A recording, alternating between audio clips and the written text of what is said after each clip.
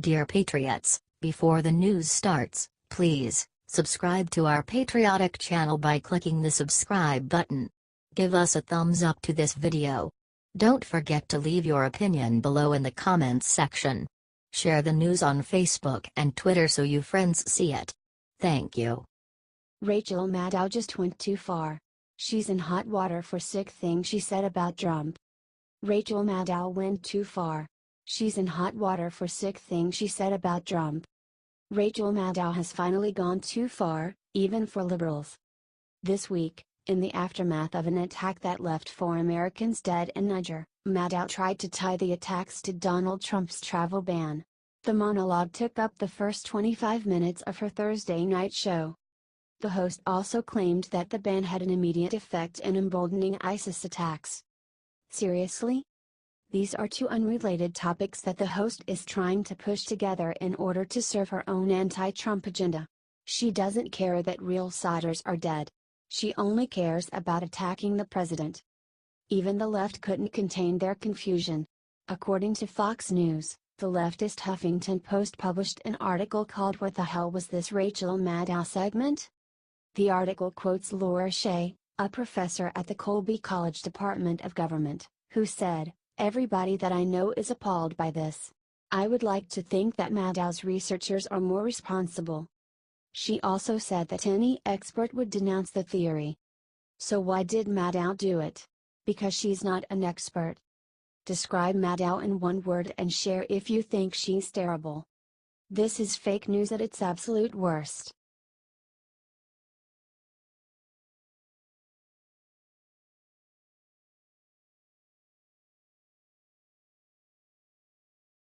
Trump just pulled out this piece of paper and pissed off every terrorist in the world.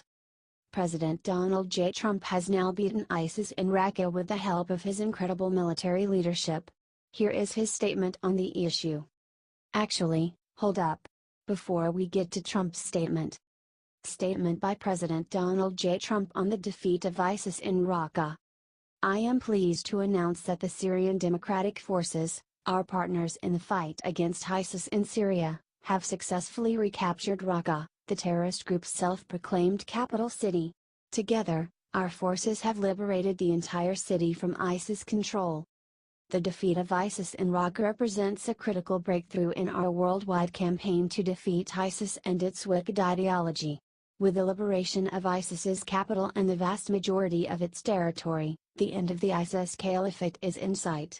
We will soon transition into a new phase in which we will support local security forces, de-escalate violence across Syria, and advance the conditions for lasting peace, so that the terrorists cannot return to threaten our collective security again.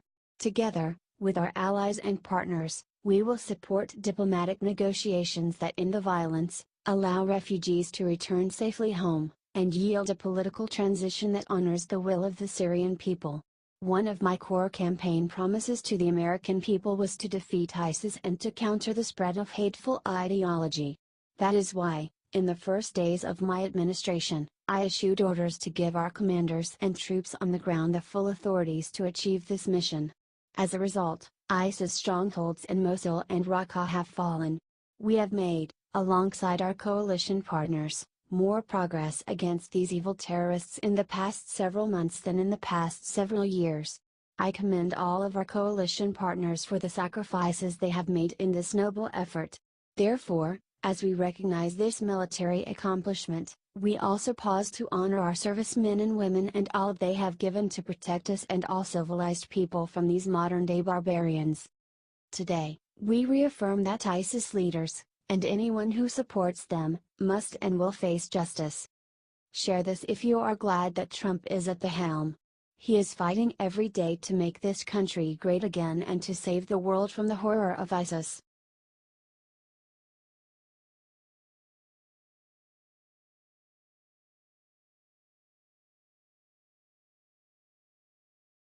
Witness just came out against Robert Mueller. Look what dirty secret they have on him. Despite what the media tells you, Robert Mueller is on track to not have as much of a record as most Americans would believe. Boston-based lawyers Harvey Silvergate penned an article for WGBH this week and talked about how Mueller, acting as United States Attorney at the time, tried to entrap him on fake drug charges. Oh. Is Robert Mueller a dirty cop? See below. According to WGBH and former Assistant U.S. Attorney Sidney Powell, as acting United States Attorney in Boston, Mueller is guilty of prosecutorial improprieties. From WGBH. When Mueller was the acting United States Attorney in Boston, I was defense counsel in a federal criminal case in which a rather odd fellow contacted me to tell me that he had information that could assist my client. He asked to see me, and I agreed to meet. He walked into my office wearing a striking, flowing white gauze-like shirt and SAT down across from me at the conference table. He was prepared, he said, to give me an affidavit to the effect that certain real estate owned by my client was purchased with lawful currency rather than, as Mueller's office was claiming, the proceeds of illegal drug activities.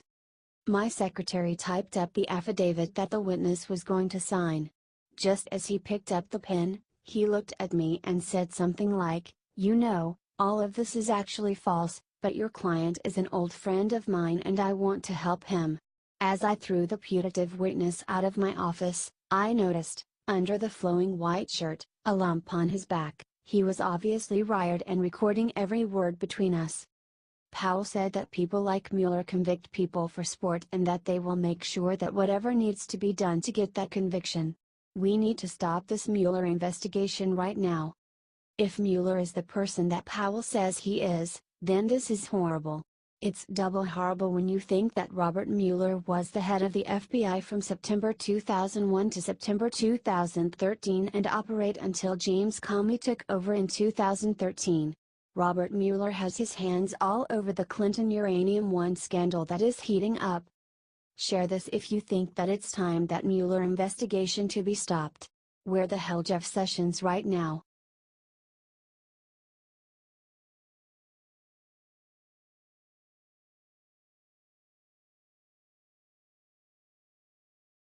Fail. LeBron James tries to insult Trump voters, but makes himself look like a total moron instead. Professional athletes should really stop talking about politics. But if they did, we wouldn't get hilarious quotes like this. This week, LeBron James was asked why his state voted for Trump. His answer is as ironic as they come. "I don't think a lot of people was educated," James said. Look at that quote. Really think about. Isn't it hysterical? And he wasn't even done. People are just not educated, on either the individual or what's actually going on in the state of the world right now. Not that particular state, but the state of the world, James said, before sticking his foot in his mouth once again. I don't think a lot of people are educated, and they make choices and say things that's uneducated. Hopefully, James isn't asking people to be educated by an adult man who still can't conjugate his verbs, because that would be an uneducated thing to do. Describe LeBron James in one word and share if you think he is a moron. Signs point to yes.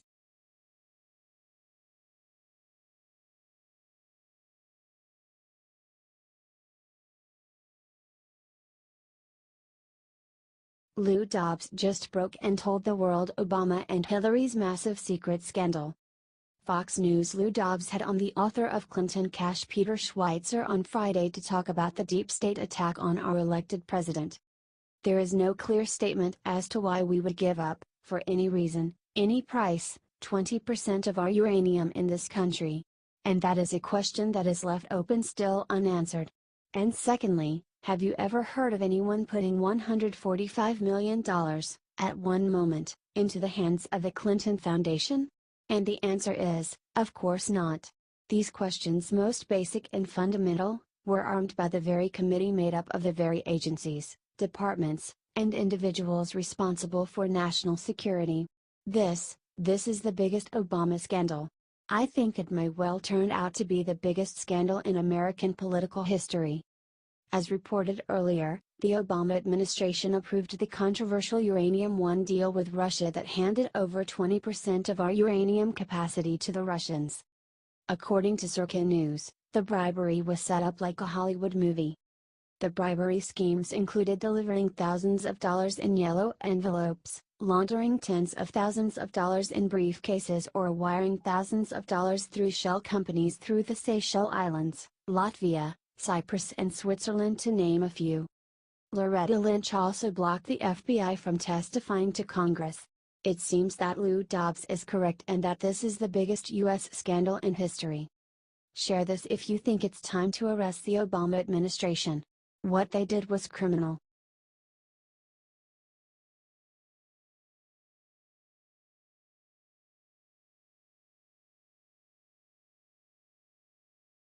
Reporters just asked Mattis' dumb question. What he said next left their jaws on the floor. General Mad Dog Mattis just issued a terrifying threat to our enemies. Unlike previous administrations, he's willing to fight to win. While taking questions on Friday about a mission in Niger that left 4 American soldiers dead, Mattis slammed the media's relentless speculation about the event. One point I would make, having seen some of the news reports: the U.S. military does not leave its troops behind, Mattis said. I would just ask that you would not question the actions of the troops who were caught in the firefight and question whether or not they did everything they could in order to bring everyone out at once. Then, Mattis addressed the broader issue about war, and his stance should scare anyone willing to fight the United States under Mattis' watch. At the same time, war is war, and these terrorists are conducting war on innocent people of all religions. They're conducting war on innocent people that have no way to defend themselves. I would just tell you that in this specific case, contact was considered unlikely, but there's a reason we have U.S. Army soldiers there and not the Peace Corps, because we carry guns. Finally, we have a military leader in the White House that's willing to win wars that they start. Previous administrations were far too worried about optics and humanitarianism, but Mattis is willing to kill. Comment "Go Mad Dog!" and share if you're happy to have a defense secretary that is willing to win our wars. It's about time.